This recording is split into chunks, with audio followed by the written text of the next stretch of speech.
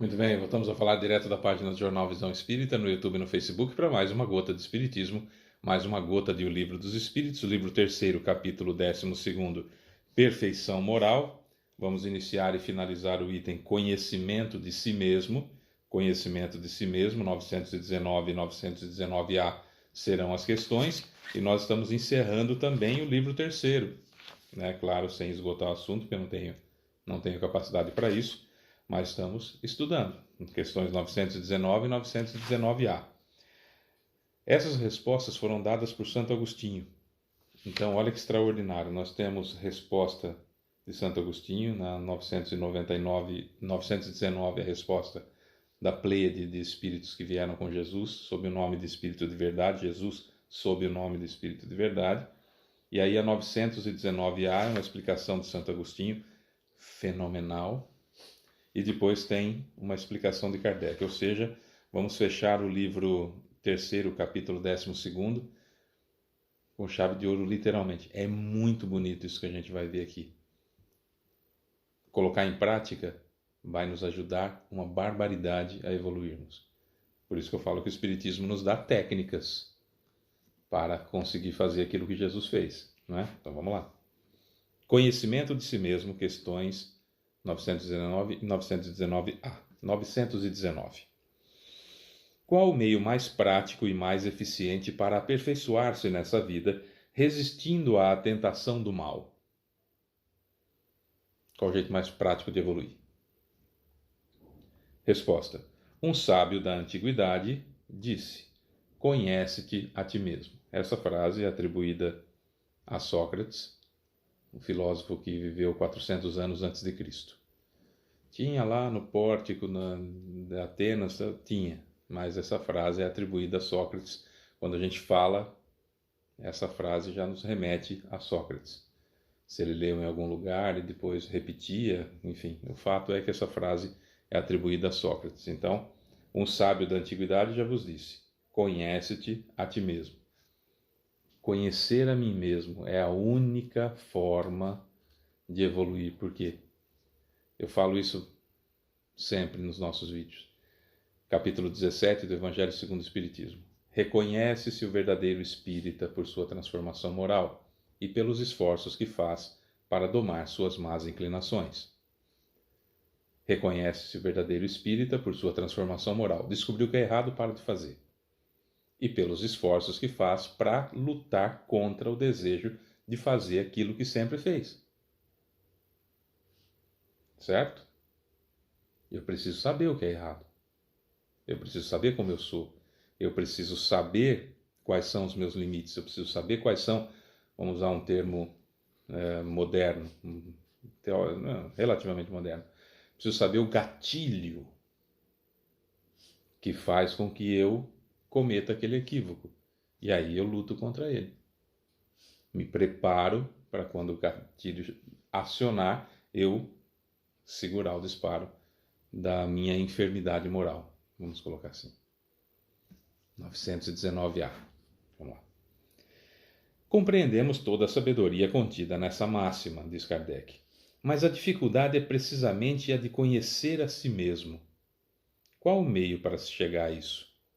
Tá, eu entendo que vocês, Kardec falando para os espíritos, eu entendo que, beleza, conhece a ti mesmo, lindo, magnífico que vocês estão falando, mas e aí? Como é que faz? O que é conhecer a mim mesmo? Aí entra em ação Santo Agostinho. Vamos lá. Fazei como eu fazia quando vivi na terra. No fim do dia, eu interrogava minha consciência, refletia sobre o que havia feito e me perguntava se não faltara com algum dever. Se alguém tivera motivo para reclamar de mim. Foi assim que consegui conhecer-me e ver o que precisava modificar em mim. Aquele que toda noite recordasse todas as suas ações do dia e se perguntasse sobre o que fez de bem ou de mal, pedindo a Deus e ao seu anjo guardião para iluminá-lo, adquiriria uma grande força para aperfeiçoar-se, pois, crede-me, Deus o ajudará. Portanto, questionai-vos e perguntai o que fizestes, com que objetivo agistes em cada circunstância, se fizeste algo que censuraríeis nos outros, Se fizestes uma coisa que não ousaríeis confessar. Perguntai-vos também o seguinte: se aprovesse a Deus me chamar nesse momento, ao entrar no mundo dos espíritos, onde nada é oculto, eu teria razão para temer o olhar de alguém? Examinai o que podeis ter feito contra Deus, depois contra o próximo e finalmente contra vós mesmos. As respostas serão um alívio para a vossa consciência ou a indicação de que o mal precisa ser curado. O conhecimento de si mesmo é, portanto, a chave do desenvolvimento individual. Mas direis: como julgar a mim mesmo? Não se terá a ilusão do amor próprio que diminui os erros, fazendo que se tornem desculpáveis? Aquela mania que a gente tem de ser tolerante conosco mesmo, né? Santo Agostinho está afiado aqui.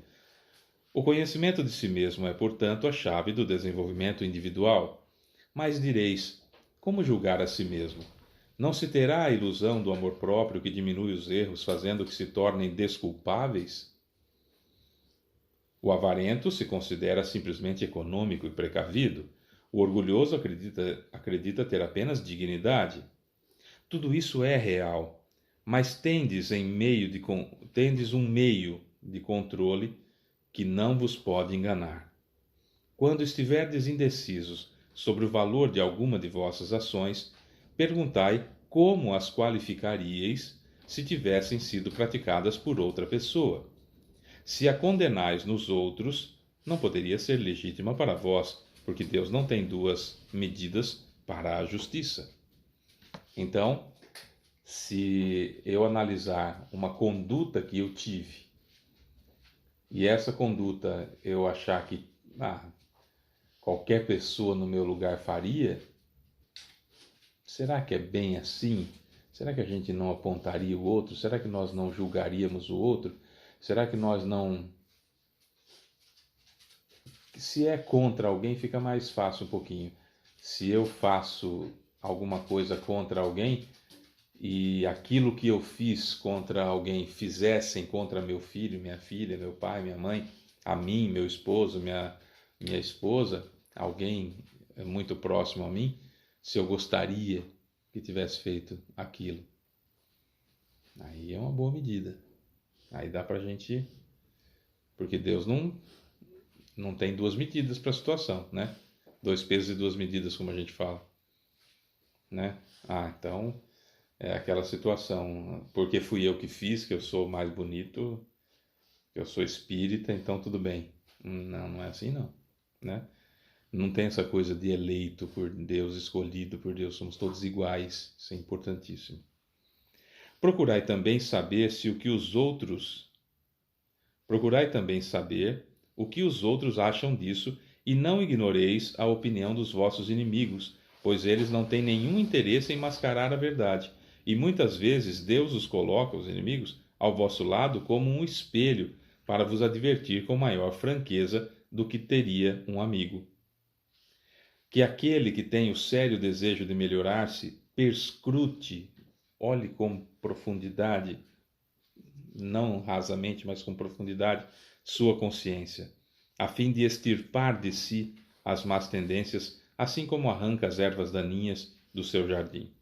Que faça o balanço de sua jornada moral, assim como o comerciante avalia suas perdas e lucros, e eu vos garanto que o lucro irá sobrepor-se ao prejuízo. Se puder dizer que o seu dia foi bom, ele poderá dormir em paz e esperar sem temor o despertar na outra vida. Portanto, fazei perguntas claras e precisas e não temais multiplicá-las. Pode-se perfeitamente perder alguns minutos para conquistar uma felicidade eterna. Claro. Não trabalhais todos os dias com o objetivo de juntar haveres para ter do que desfrutar nos dias de vossa velhice? Esse repouso não é o alvo de todos os vossos desejos, o objetivo que faz com que suporteis fadigas e privações passageiras? Pois bem, que é esse repouso de alguns dias perturbado pelas enfermidades do corpo, comparado àquele que aguarda o homem de bem?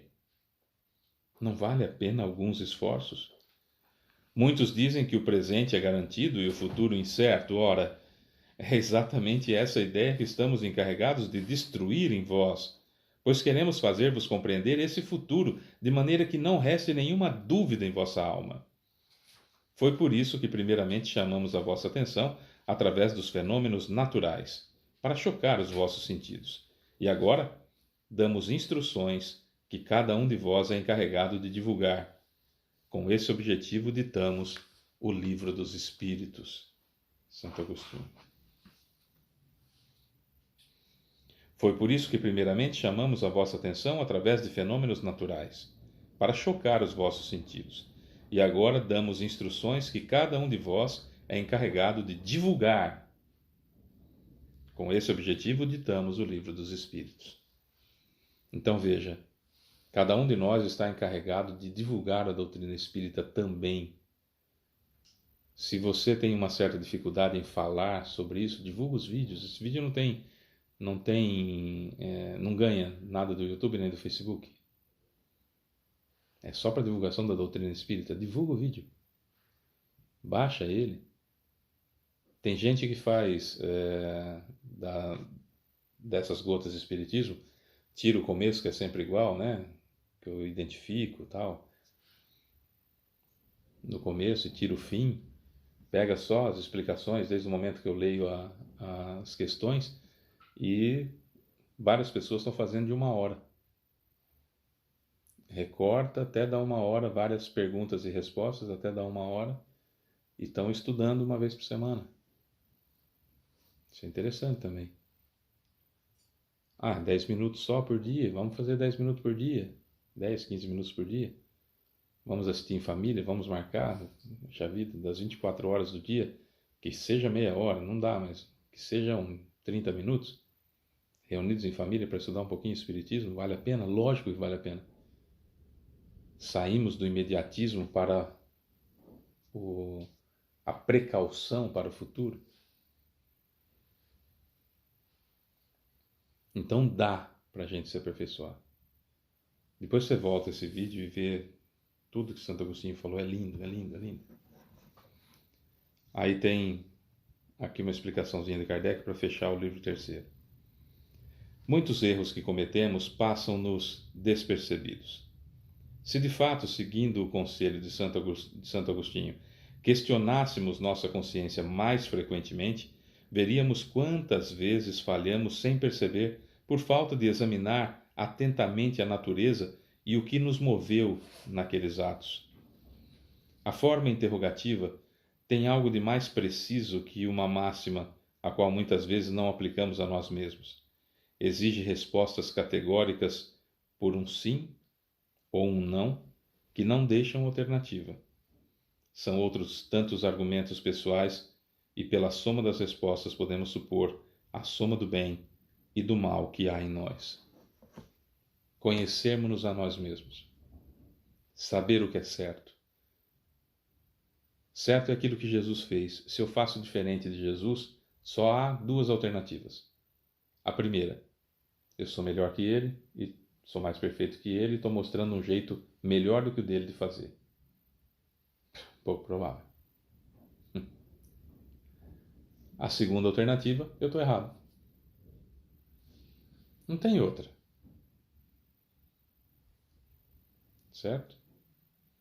Por melhor intenção que eu tenha, estou errado, ou sou mais evoluído que o Cristo. Então, fazer o que ele fez.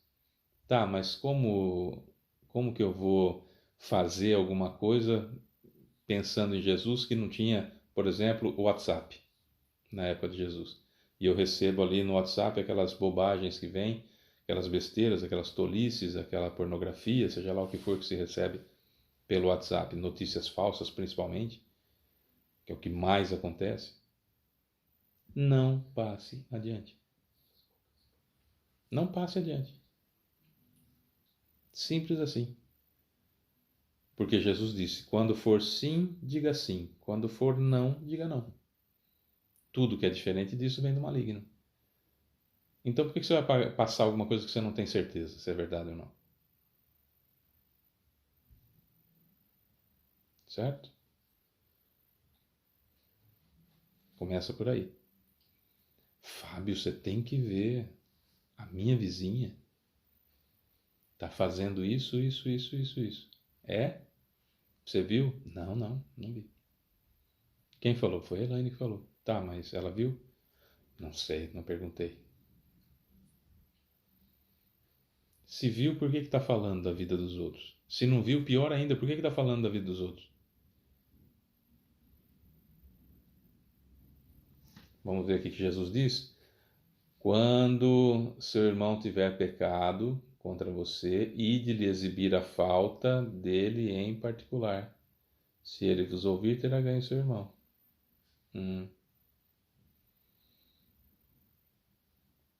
Se eu descubro que a Elaine está traindo o Fábio, eu não vou contar para o Fábio.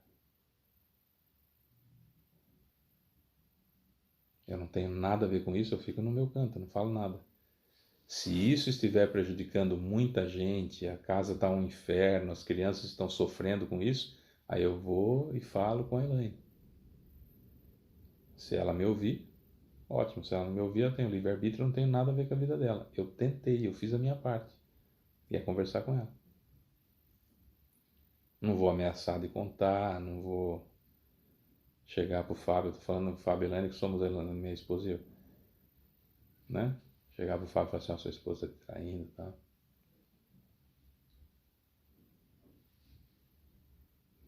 Não sou juiz de ninguém. Quem foi que me elegeu fiscal da vida dos outros? Você é fiscal da vida dos outros? Se não tiver um papel assinado por Deus, você está fazendo bobagem. Cuida da sua vida. É isso, meus amores. Amanhã tem mais. Amanhã a gente vai começar o livro 4, Esperanças e Consolações. Nós vamos falar de felicidade e infelicidade relativas. Penas e gozos terrenos, no capítulo 1. É isso. Sou Fábio Pereira. Essa é mais uma gota de Espiritismo. Beijo pra você que fica. Tchau.